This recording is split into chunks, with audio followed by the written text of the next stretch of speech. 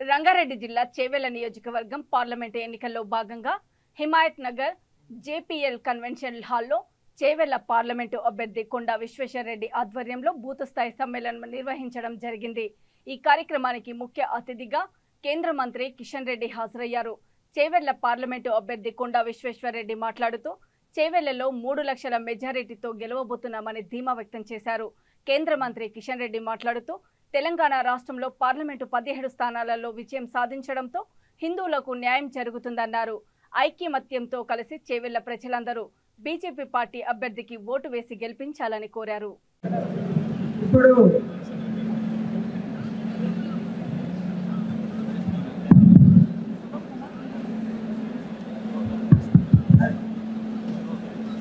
పెద్దలు మన అభ్యర్థి అయినటువంటి కొండా విశ్వేశ్వరరెడ్డి అన్న గారిని మాట్లాడాల్సిందిగా మనం చేస్తున్నాం। చైర్స్లలో కూర్చోవాలి, దయచేసి కార్యకర్తలందరికీ కూడా మనం చేస్తున్నాం।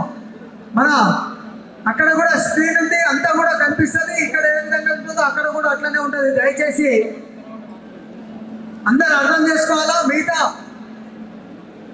యువమోర్చా నాయకులు వచ్చిన కార్యకర్తలందరినీ కూడా పక్కన ఉన్నటువంటి పండాలలో చైర్స్ మీద కూర్చోబెట్టాల్సిందిగా కోరుతున్నాం। వాళ్ళకు కూడా మంచినీటి వ్యవస్థ అవన్నీ కూడా చూడండి, అక్కడ కూడా దయచేసి చూడాలి, ఎవరు కూడా నిల్చోవద్దు, అందరు కూడా కూర్చొని సభ అయ్యేంత వరకు కూడా కూర్చోవలసిందిగా కోరుతున్నాం।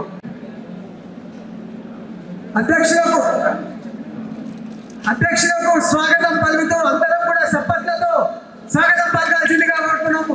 భారత్ మాతా కీ జై। ఇప్పుడు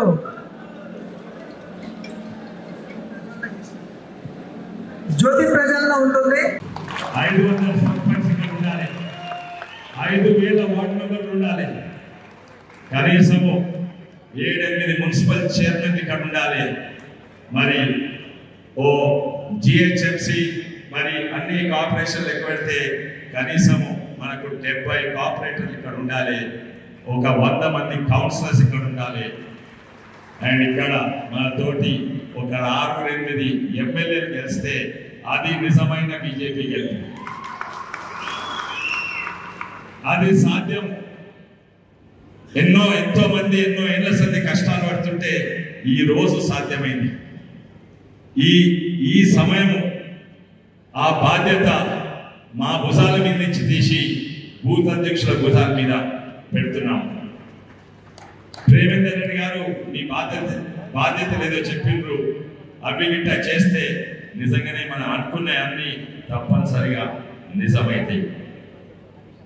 కానీ పార్టీ మీరు పనిచేయాలి, కానీ పార్టీ మీ ఎంటుంటుంది।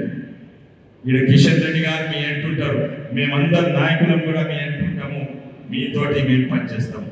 ఇప్పుడైతే మా నుంచి బాధ్యత మీ మీద పెడుతున్నాం। ఈరోజు